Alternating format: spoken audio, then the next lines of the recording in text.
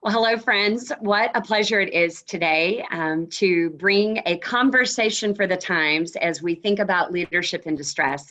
My name is Deb Knupp, and I'm a managing director with Growth Play.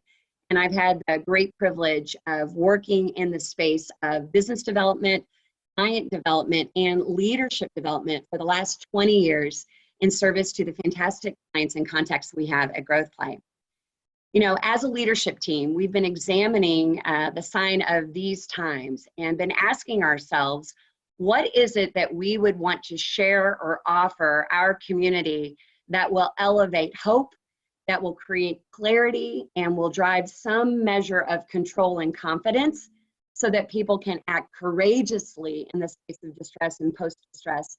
And so today's conversation is very much geared on how we can draw from the subject matter experts that speak into our lives and how we can draw wisdom and best practices from those who really make a living navigating and helping leaders flourish in all times of prosperity and in spaces of crisis and distress. It's my great privilege today to introduce Lisa Slayton. Lisa is a person who behaves in lots of different facets, but as I've had experience in working with her personally over the last decade, I can say that one, she is a deep subject matter expert in leadership development and organizational development and how those things really accelerate and amplify growth in all sorts of companies and professional services organizations. Secondly, she is a strategic trusted advisor where she works with executives like me, building in coaching and collaboration and co-creation and how to really amplify leadership impact in all kinds of marketplaces, again, for the purposes of growth and development. Thirdly, she is a master facilitator. I've had the experience working with Lisa where she has this uncanny ability to hold space for leaders and their teams such that we can get to the heart of what is required in order to create increased capacity and to build great culture that allows leaders to flourish and to help others flourish in all, again, times in marketplace. And I have to say, she is one of my most trusted friends. And I can tell you there is no better person to have with you in the trenches. Nothing like a pandemic to sort of amplify that, right, Lisa?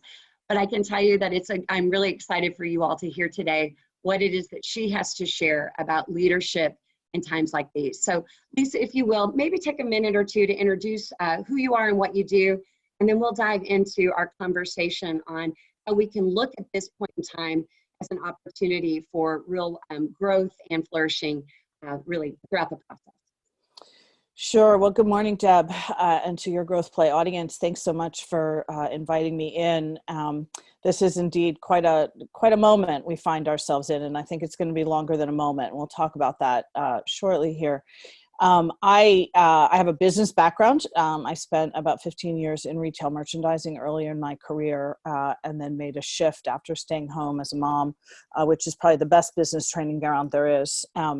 Particularly with young children. And for the last close to 20 years, I've been functioning in the leadership development space, both leading an organization and working with other organizations. And the work it's evolved over time. Thank you for the good introduction. I think the way I function with folks is not necessarily a traditional coach, but more as a guide and an advisor. I am nothing if not strategic in how I think, and I love to take in resources and then digest them and be able to hand them over to people in ways that are useful and pragmatic. I'm a practitioner. So that's the nature of my work. My background has been both in leadership development, but also systems. And organizational systems, and if we've ever seen how systems interplay effectively and efficiently or not, we're certainly seeing that in the world we live in right now. that we live in a world of what one sociologist calls dense overlapping networks. And those are good in good times, and they present challenges as we see right now. But even in these times, those dense overlapping networks can really serve us, and we can serve them. One of my other disciplines, which we'll talk about in more specific detail over the course of the next little bit of time together, is really understanding what it takes to lead in complexity.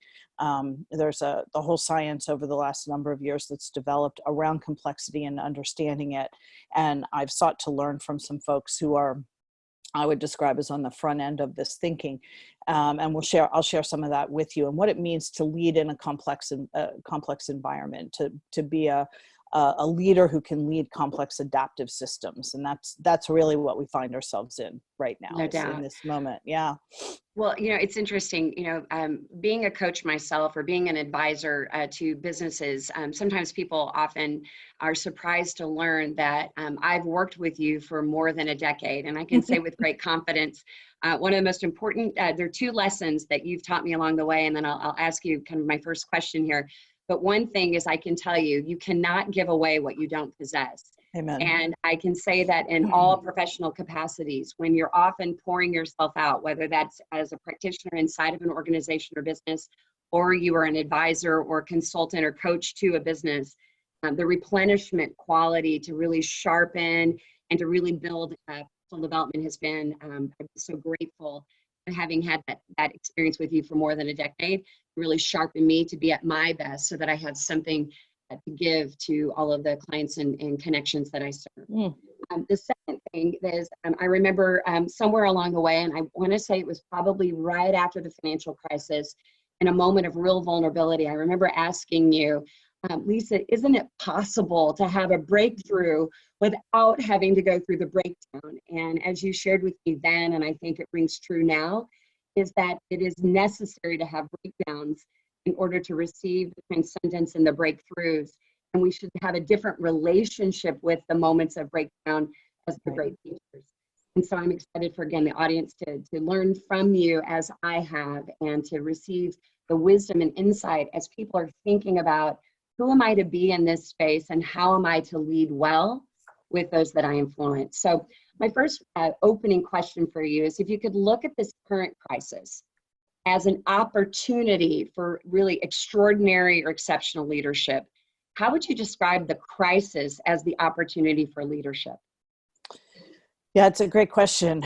And we're watching and seeing exceptional leaders emerge, aren't we? Even on our national stage. I think the first and most important thing that exceptional leaders do is they acknowledge the reality.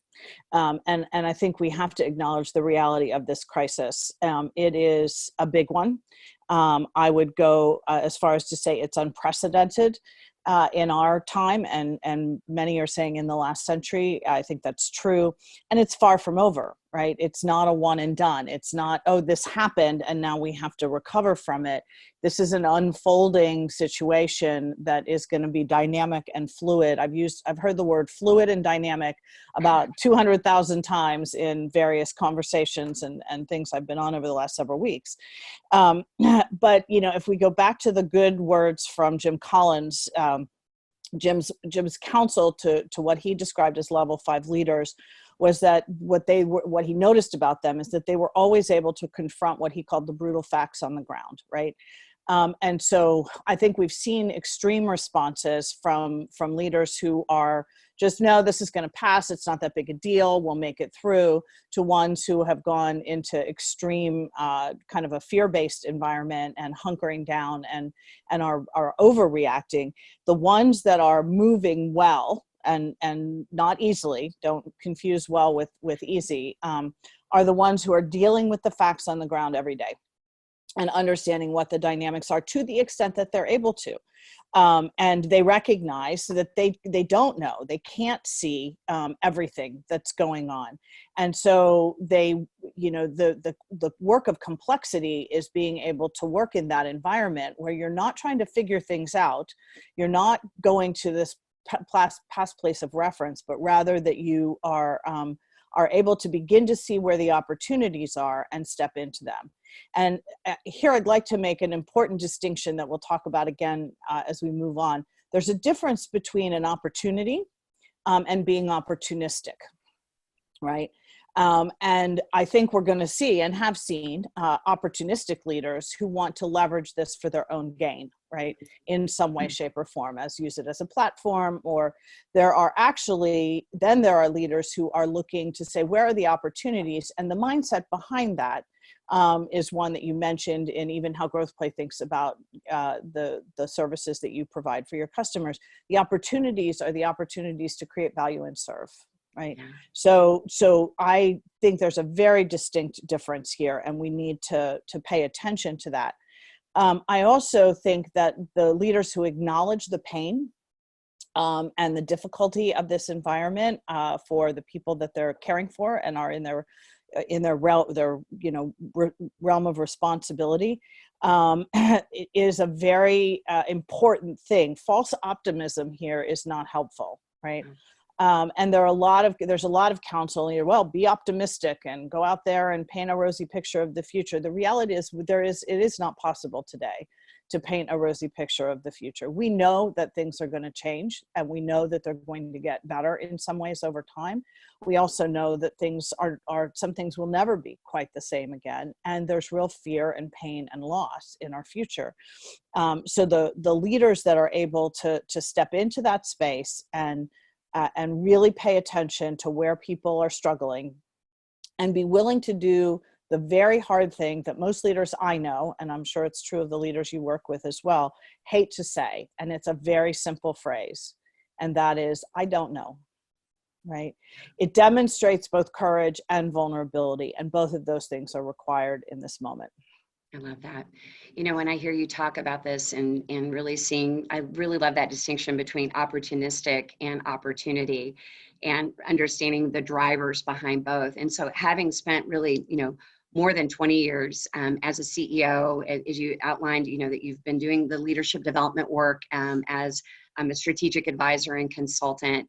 What would you say if you were talking about some of the traits that really underscore leaders who are being successful in the environment, seeing this as opportunity?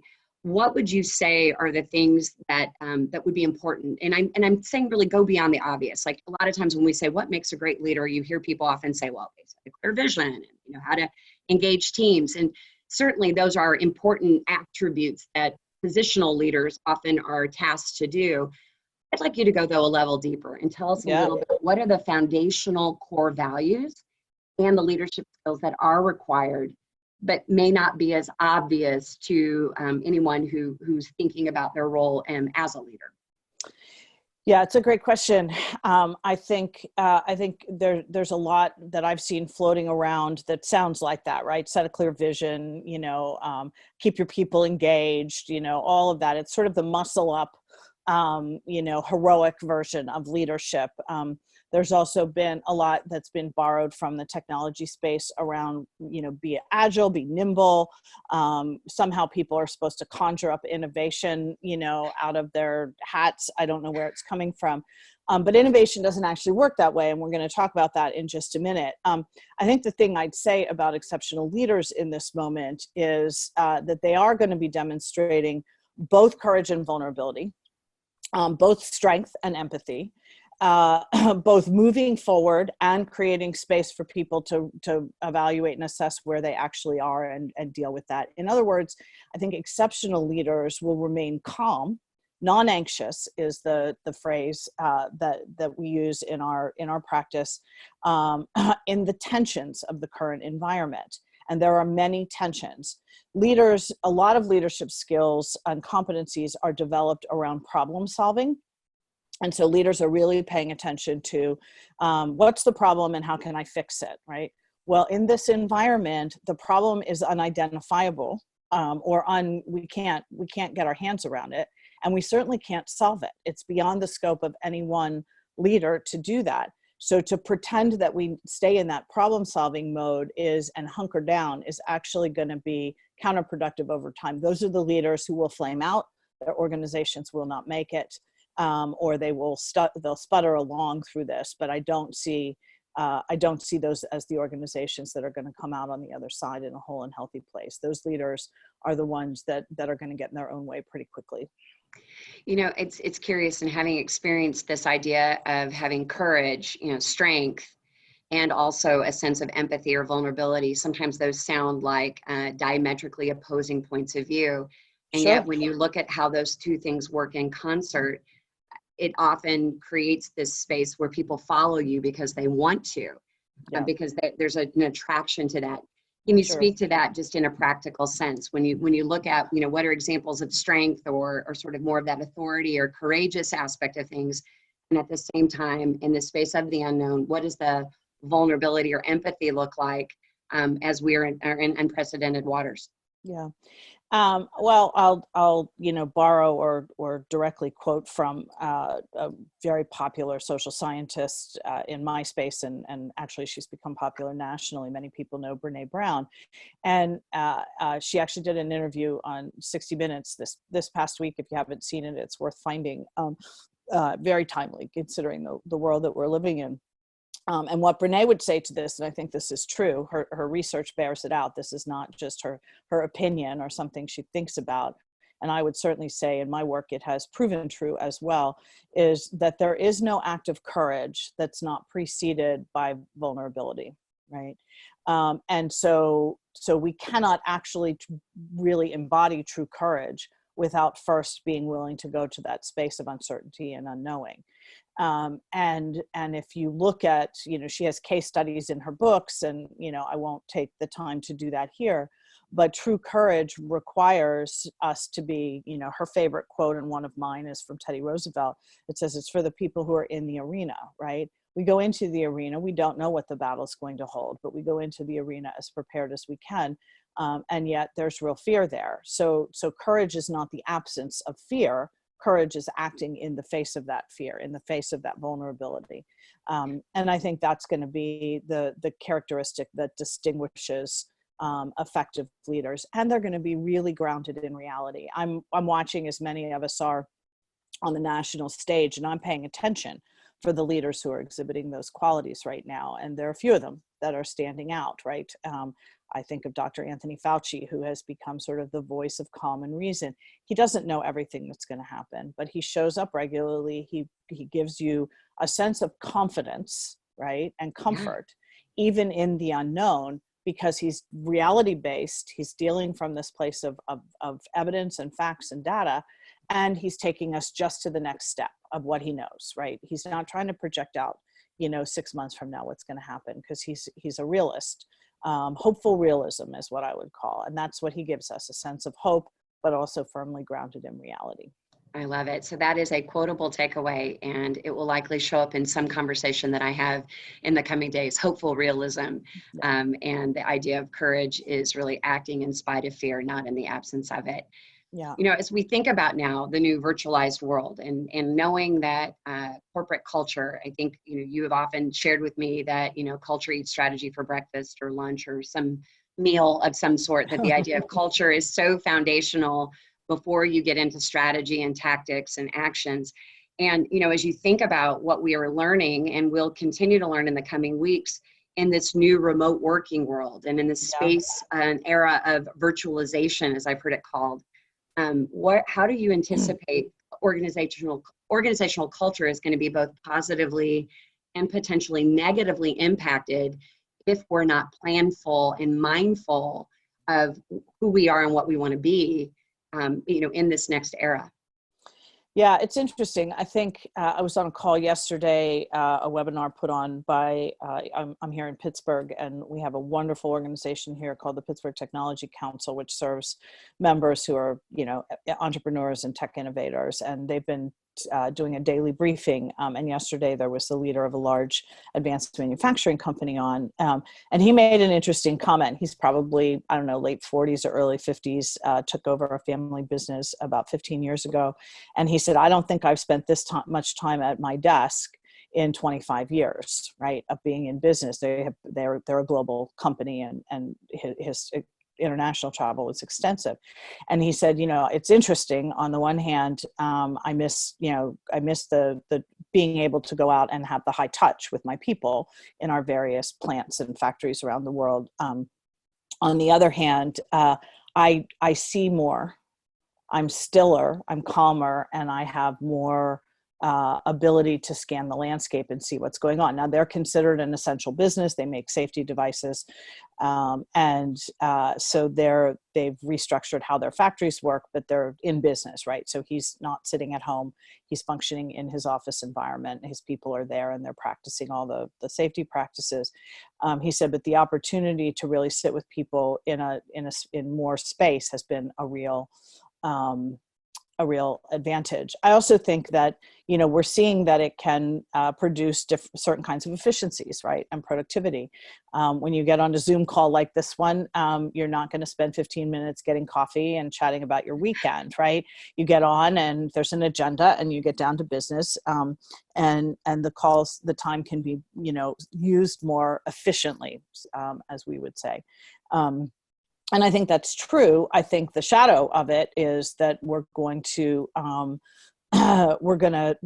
perhaps overextend this and replace some things that should go back to real human interaction, rather than the virtual environment. Sitting across a table in a coffee shop has a different level of encounter than even this environment. As beautiful as your face is on the screen, I'd rather sit in the room with you, right? Me too.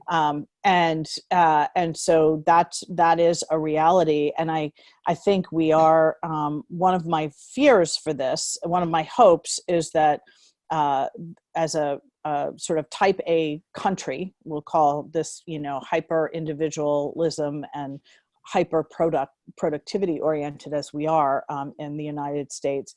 I hope that there's also people are creating space to have a little downtime in the midst of this. And some businesses are continuing to go at full bore in this environment. Other people are grounded, right? They're out of work and they do have more time and space. And what are the implications of that? My fear for business leaders is that they'll view this as an opportunity to accelerate productivity because they think they can get more in. And what I've learned about myself, and I don't know if this is true for you, as I spend most of my days like this, right, in various groups on the phone or doing Zoom, a lot of Zoom calls, and I'm actually finding that I have a little Zoom fatigue, right? And what I've learned is that I need space between the calls, and I need to get up and walk around and create some mental space so that I can make the shift. Part of that chit chat time of coming in and out of meetings, of transitioning from one physical space to another, gives our brains an opportunity to reset a little bit before we go back into the next environment. When we schedule calls like this back to back, we have no opportunity to reset, and we're going to actually become counterproductive at some point in the day. And so I think we need to really, really pay attention to the long-term implications of that, some of which we don't really know yet. Yeah. And I do think even in the short term, we spent time in the summer up in Maine, on the coast. My husband's family's been going there for years. And on Sunday night, we scheduled one of the community habits up there is something called a porch party, where you invite people to come sit on your porch. Everyone has a screened-in porch, and drink and have a snack. And those are delightful ways to connect with people. So we did a virtual porch party on Sunday night, and it was hilarious.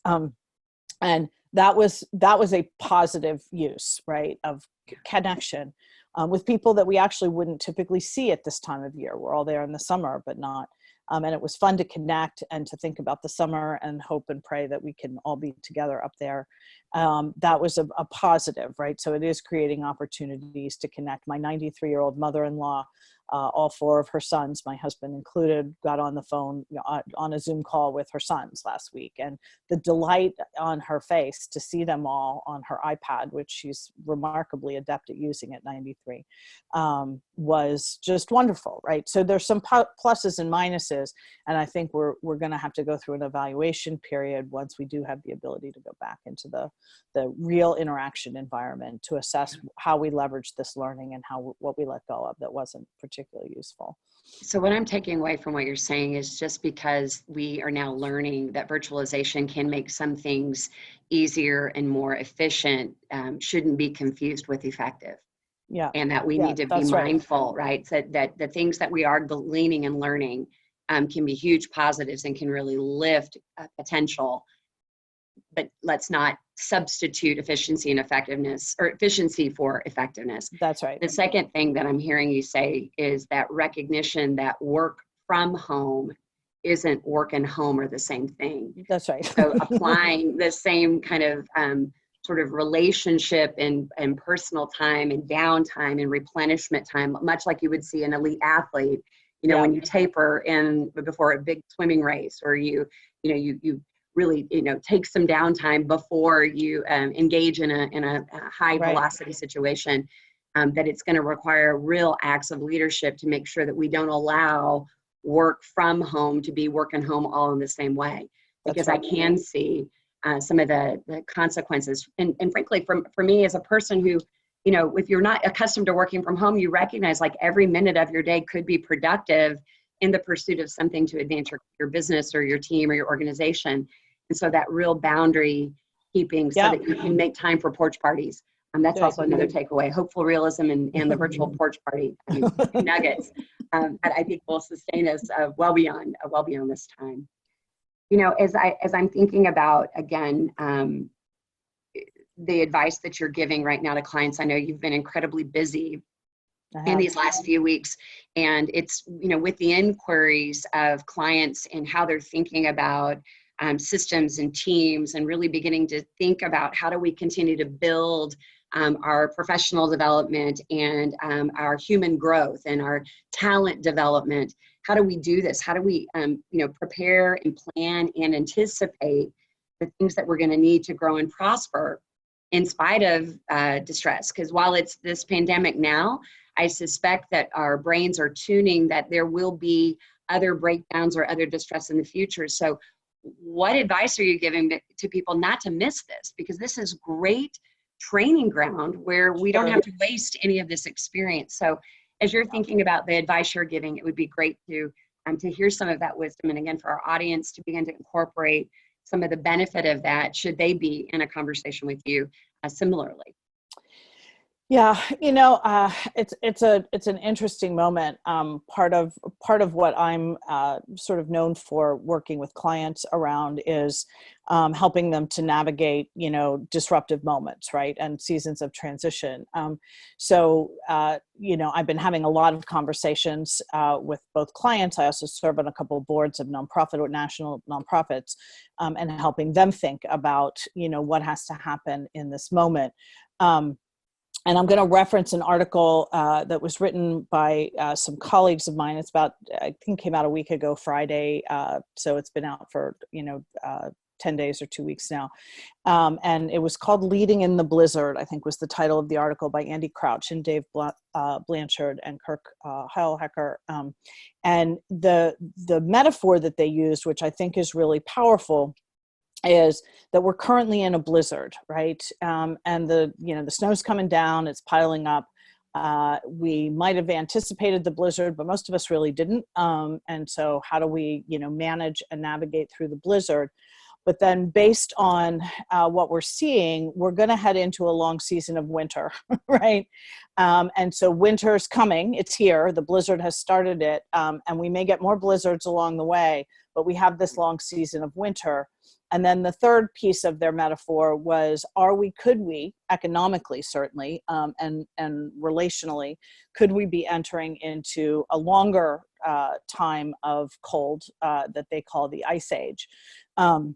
And so we have the blizzard, the winter, and the Ice Age. And, if we wanted to put time constraints around that, I can't remember exactly what theirs were, but I developed a framework that I've around this metaphor. If the blizzard is, now for the next 6 weeks, let's say till the end of April or into May, What do we have to do in that time period if the winter is, between now and the end of the year, or a year, make a 9 to 12 month period. And then if an ice age is, they're calling it a mini ice age. I don't even know what that means, but 3 years, right?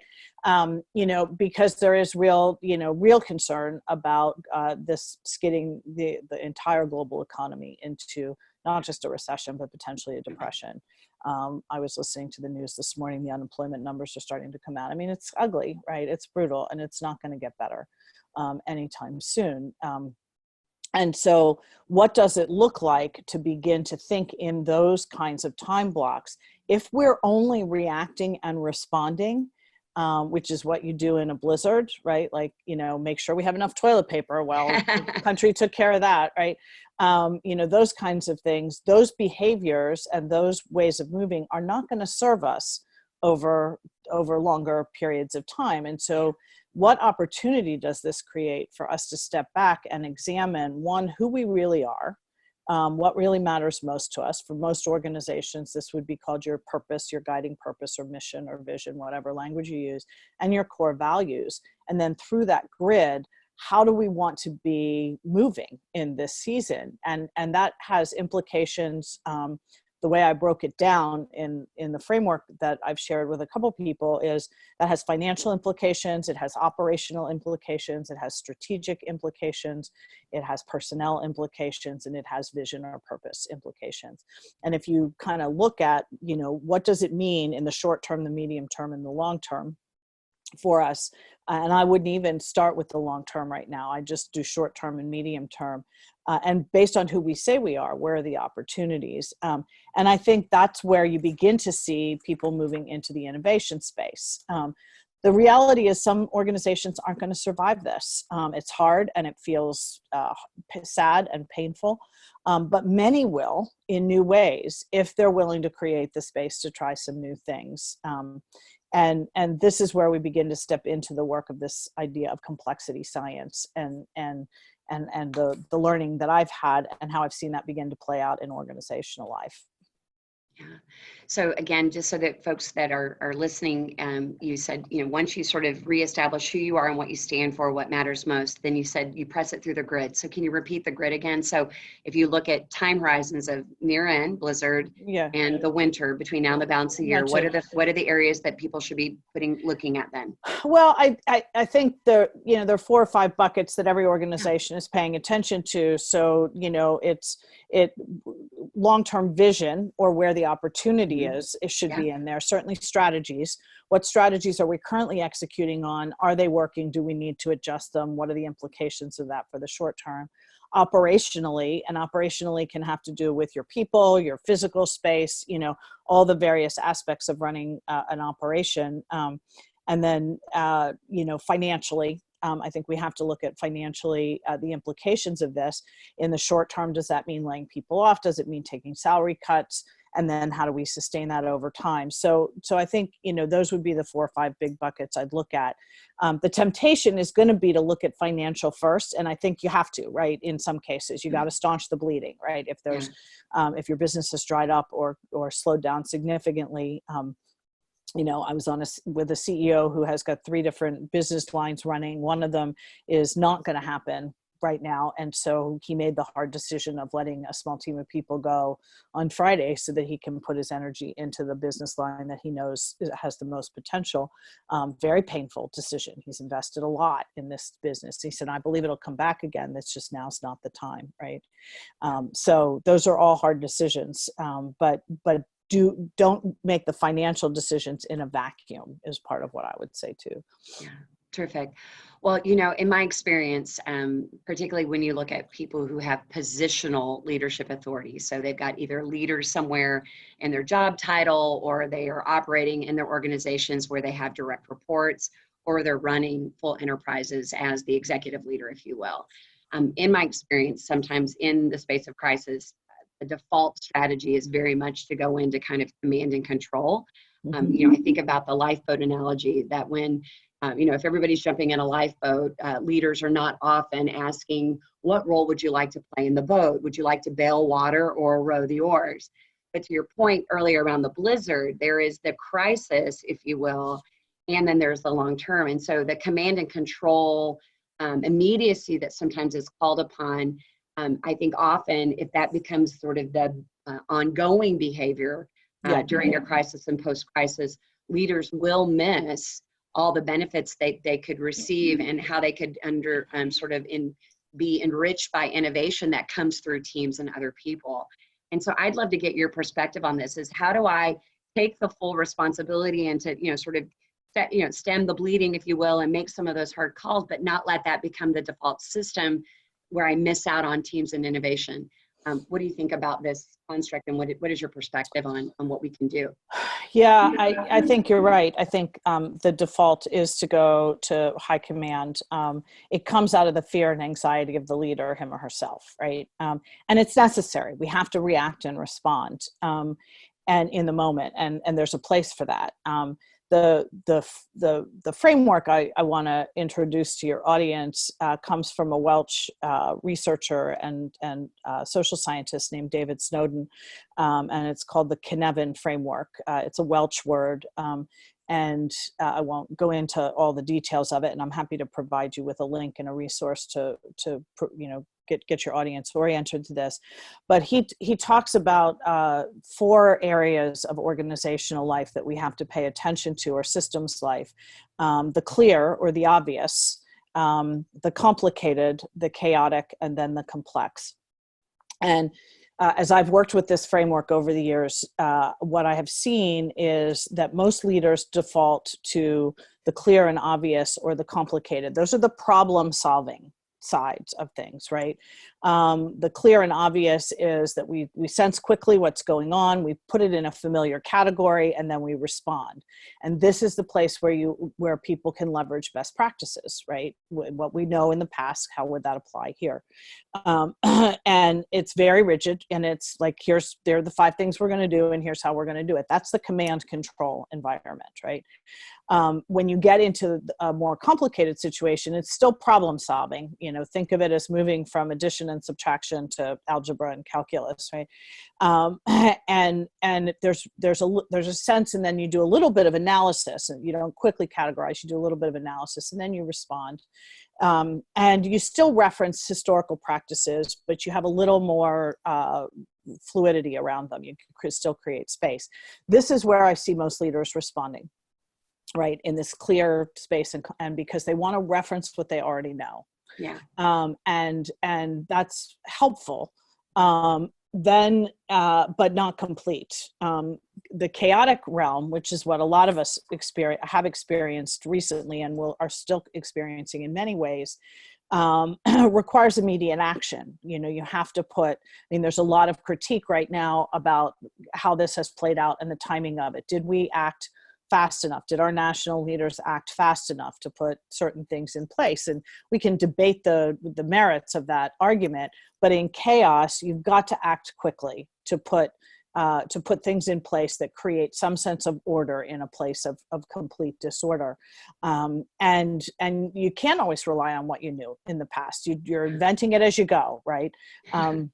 And I think we've seen some of that, and it continues to emerge and develop. And all of those have a place in organizational life. But when you step into the place of complexity, which is where I want to take us in for the rest of our discussion, it means that you have to be able to create the space to step back and discover new patterns that are emerging, right? David Snowden was quoted in an article in Forbes magazine a couple of weeks ago, and he said it this way. He said, the leaders who try and impose order in a complex context will fail. But those who set the stage step back a bit and allow patterns to emerge, and then determine which ones are desirable will succeed. They will discern many opportunities for innovation, creativity, and new business models. The leaders who cannot make the shifts from clear to complicated to chaotic and then complexity and back again, who can't move in these environments fluidly, who have not developed the skills to pause and reflect, and there's the key thing, however briefly in this moment, will be the ones whose organizations will struggle to become, and he uses the word exaptive, E-X-A-P-T-I-V-E, and I had to look up what that meant. Exaptive is is a word for how organizations evolve to their environment, right? And it actually comes out of evolutionary biology. We have exaptive development over time as we adapt to our environment. So it's iterative, and it's not these big leaps, it's little steps, right? And when we talked earlier, when we began around this idea of, oh, this is the opportunity to innovate. Well, people believe that means you have to jump into something entirely new, and that's not actually how innovation occurs. So I think the leaders that have the ability to pause and reflect, and I cannot stress how important that is. And that's the danger, by the way, of back-to-back Zoom calls all day long, is there's no pause and reflect. Have no ability, if they can't do it, they have no ability to shift to navigating complexity. And complexity doesn't start with sensing, it starts with probing. It starts with looking around and seeing what's going on and paying attention. And you can put some structures around this, and we can talk about what that looks like, where you begin to listen and pay attention to see what new things are emerging. One of the phrases David Snowden uses that I love is, if we're doing this thing and it's not going to get us where we want to go, he says, what is the adjacent possible, right? So not the thing you're doing now, but what's a thing that's similar that could be our small adjustment that begins to allow us to move in the direction that we want to go. And I think that's where real innovation happens, is what's the adjacent possible to what we're doing now. There's stories emerging about this already. I read of a small company in somewhere in North Carolina, and their primary business has been, and they're quite successful in making specific kinds of compression gear clothing for elite athletes. That's what they did. And I don't know why that elite athletes need compression gear, but I guess if you can get through time and space faster if you're compressed, right? So, it was shirts and sleeves and leg gear and all of this stuff. And one of the young guys who was part of this business, someone asked him, as it became clear that there were going to be shortages around certain things, a couple people came to him and said, well, couldn't your company make those masks that are missing, right? And he thought about it, he paused and reflected, and he thought, oh my goodness, we can. The particular kind of fabric that they use has some sort of antibacterial quality in it. And so it has medicinal properties in how they're doing it. So it's often used for wound healing as well as for athletes. And they shifted almost overnight. And with the addition of a few items, they were able to shift gears. And so that was an adjacent possible for them in the moment. Now, that's a very obvious example. There are going to be lots of others that emerge over time. But he responded, and he was in his own business trying to figure out how to make it work. And a few people said to him, hey, couldn't you do this? He listened, paid attention, and made the adjustment. That's someone who has the ability to navigate complexity and say, okay, yes, we can. What would it take to do that? And I think there are going to be hundreds and thousands of those kinds of opportunities if we can step back and pause and reflect and not be so, oriented to the tyranny of the urgent. Yeah, tyranny of the urgent is a good one.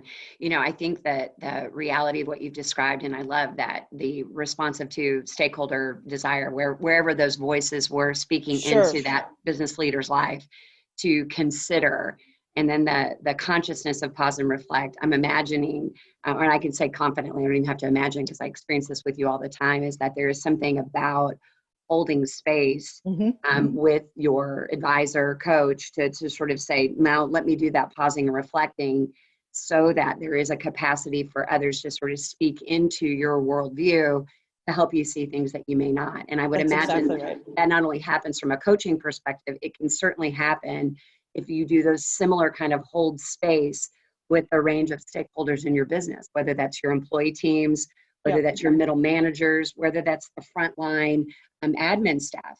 When you start to think about your customer inputs to this, or you look more broadly at the various communities in your side of your ecosystem. So on a practical level, if I'm a leader listening to this and I want to take a meaningful next step in really understanding not only this model, I want to also understand what would I do on a practical level, not to keep defaulting to command and control, but actually make some space to do that. What are some points of guidance that I could take tactically or consciously, maybe is a better way to ask that.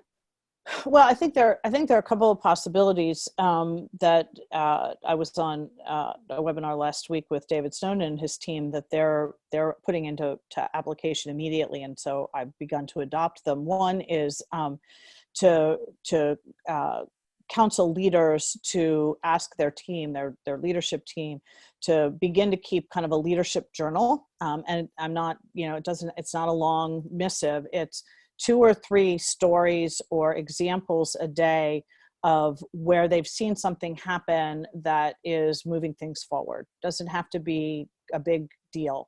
But if you collect those stories and then gather together to process them, you begin to see new patterns emerge, right? And that's what we're looking for. What are the new things that are emerging? The other thought that I've been playing around with and beginning to make recommendations around is to intentionally put small teams of people, not big teams, but small teams, 3 or 4 together that are from various places in your organization. And maybe it's a senior leader who's been around for a long time, knows the business really well. It could also be someone who is in a decision-making role. And then maybe it's someone that's newer to the organization who has a fresh perspective, or someone that's young, just out of college, who's just joined your organization, and create space. Say, take a half an hour every day for the next week and think about what's possible for us to do, and create the space so all of those voices can be heard. And then you begin to collect those ideas and what comes out of that time. And you'll, again, begin to see new patterns and possibilities emerge. But leaders have to be intentional about it, and they can't be fearful that is lost time or unproductive time. In fact, it may become the most productive time that they create space for. So it takes a leader with a fair degree of confidence to say, we're going to create some space for this so that we can begin to see what we should be paying attention to. I also think, and this is probably the most important thing for leaders to have in their lives right now, is really ask yourself a hard question. And the hard question is this: do I have people around me who are telling me the truth? I'm watching, I have all kinds of visibility into different windows, and I've seen leaders who have, either an advisor or another senior member of their team who has called them out, right? And they listen and adjust and move. Then we've seen it happen. We've seen it on the national stage where the truth is called out and it gets, defended or diminished or discounted. That's not going to fly in this environment, right? This is not a moment for defensiveness. This is not a moment for, trying to be the one in charge all the time. This is the place where leaders have to be willing to say, we don't know, right? There's uncertainty. There's volatility. And so everyone should have the ability to say what they see and speak truth. We don't always have to agree about it, but we have to create space for people to bring their varying perspectives in. That's the place of learning, right? Sure. And it's scary space, but it's where we have to go. And I can't even imagine, what it would be like to be working for a leader right now who is in some sort of delusional environment where they think this is all going to get fixed overnight, or they're not believing, or they're behaving in a way that just is totally offensive. I, learned of one leader that, on March the 7th, as all this was unfolding, his COO said to him, I know you're supposed to leave on vacation for 2 weeks. Maybe this isn't the time to go. And he went anyway. And posted pictures of his, drinks and dinners and all this. And I thought, that is a tone deafness in this moment, as you're leaving your team of people behind that are scared. Scared, and yeah. you're gone, right? And you Yeah. look like you don't, you think this is, some sort of made up scenario that you're somehow going to have the magical ability to weather. That's delusional, and Yeah. it's really Dangerous. frightening, dangerous. Yeah, It's it's exactly dangerous. right. Yeah. Well, I love this idea around the complexities. And so again, from a practical takeaway, it's almost like, it sounds like to me almost like a new cut on like a modern day innovation tournament, Sure. where you can ask your leadership team to just be data collectors of the stories Hmm. and the examples of greatness. And again, I think there's something powerful about that, even for future marketing and sales potential, in terms of how do we quantify the value we bring to our customers, not alone the people that we're trying to recruit. I think there's extra value there. Second thing, I love this idea of creating these small teams with diverse experiences or backgrounds. And to that end, to see the ideation and brainstorming by positing a very concrete, specific question or theme, Sure. and then inviting these teams to simply dialogue and discuss that as Yeah. productive time. I would bet there would be a wealth of insights that could lead to new offerings, new products, new practices, new policies. And it would be the collective that would be generating that, as opposed to a small group of leaders trying to solve for all of this. And then I think the last thing, as you've described, it's sort of this understanding of, you can't, you're the most evolved leaders will have truth tellers surrounding them, and to really hold space to do that check-in, that sort of Yeah. gut check or accountability check with some truth. And so I think those are really three very practical things people can do to really step into this space, as you've described, from Stone's work into complexity.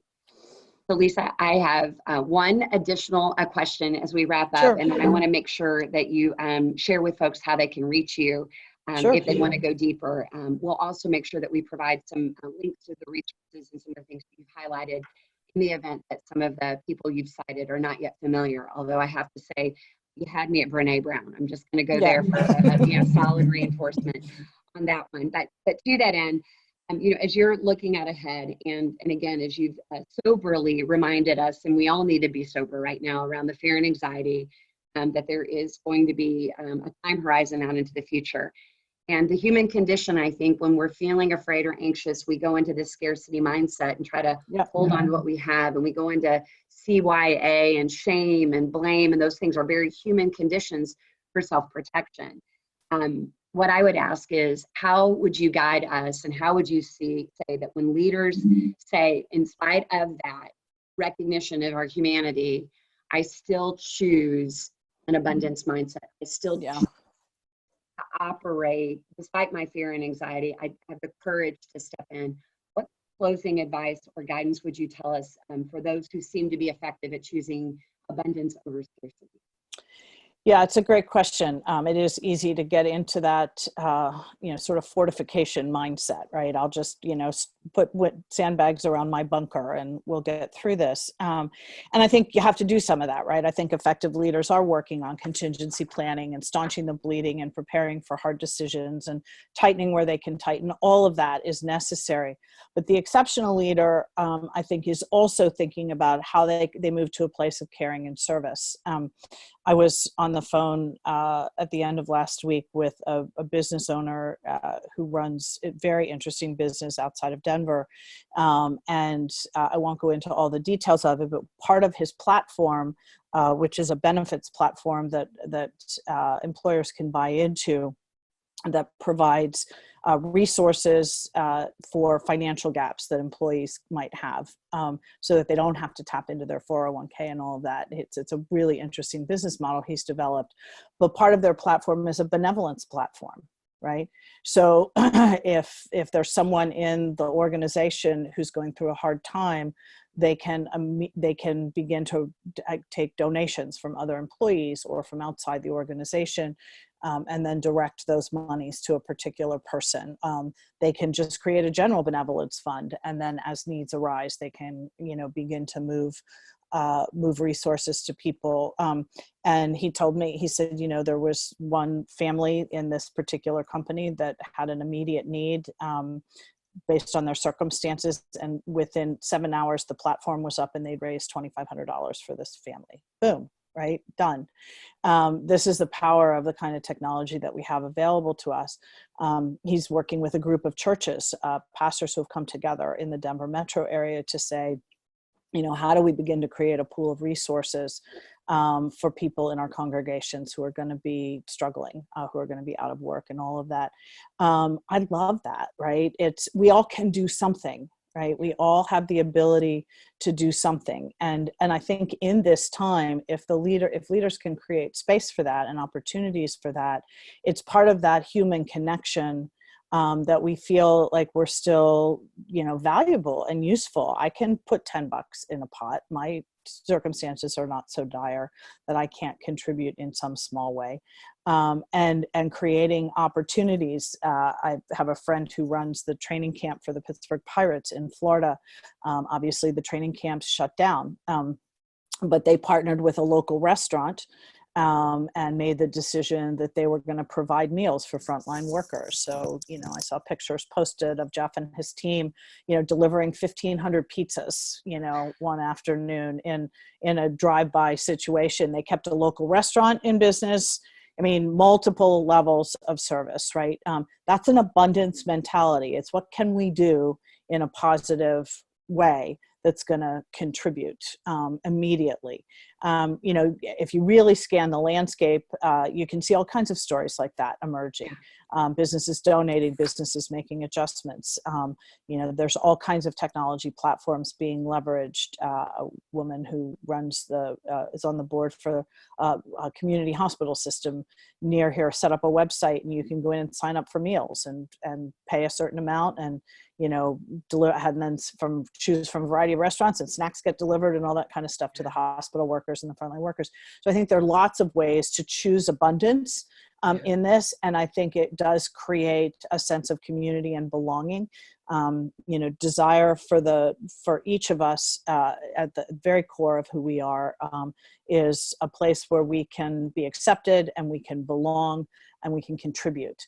And so we all have the ability to do that in some way. And the most exceptional leaders are going to be creating spaces and opportunities for that, even in the midst of difficult times. I love it. So we don't lose sight of our caring and serving qualities in the space of needing to do the kinds of hard choices for protecting.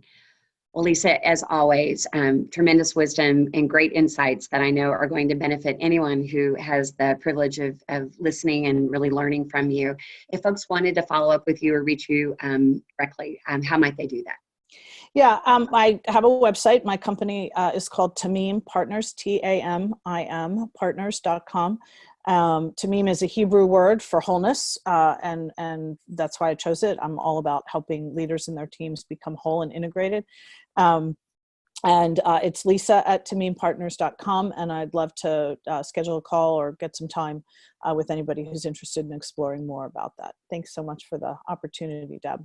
That's great. So I'll close with saying that while the times of distress and chaos are undoubtedly catching all of our attention and really examining what it will look like as we prepare for the future, it's my hope that you can pull away some very practical guidelines around the brutal facts, that this is the time to really be honest and clear about the truth of things and not to have a false optimism.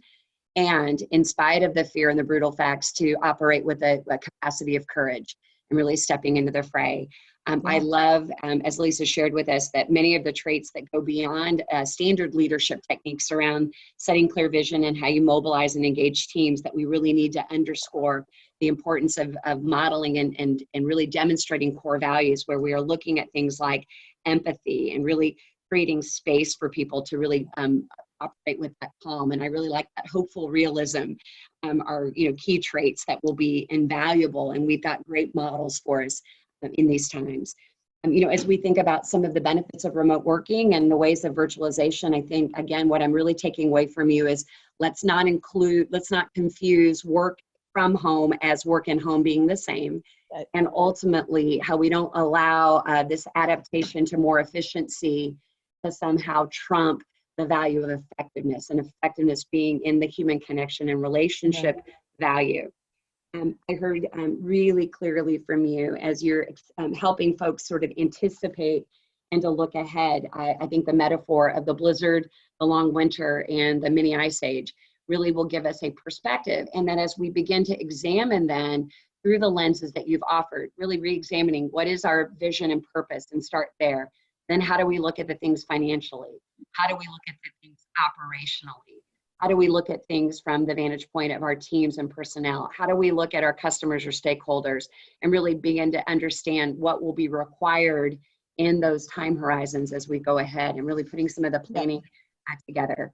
And then lastly, really I heard a lot about the real value of moving away from, maybe some of the traditional default command and control ideas, or to simply live in problem solving without allowing ourselves to really embrace the Snowden model around complexity. And I think, again, those practical takeaways where we need to pause and reflect and really hold space to gather the data so that we can see patterns emerge, mobilizing think teams in ways that giving them an opportunity to weigh in to really crowdsource the innovation, and ultimately as leaders to make sure that we have truth tellers surrounding us, whether that's inside or outside of organizations.